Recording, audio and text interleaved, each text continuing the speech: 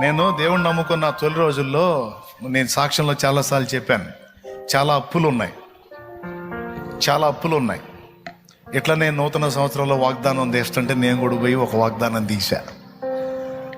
ఆ వాగ్దానంలో ఏమొచ్చిందంటే, నీవు అనేక జనములకు అప్పిచ్చేదావు కానీ అప్పు చేయవని వచ్చింది. దేవునికి స్తోత్రం, హల్లెలూయా.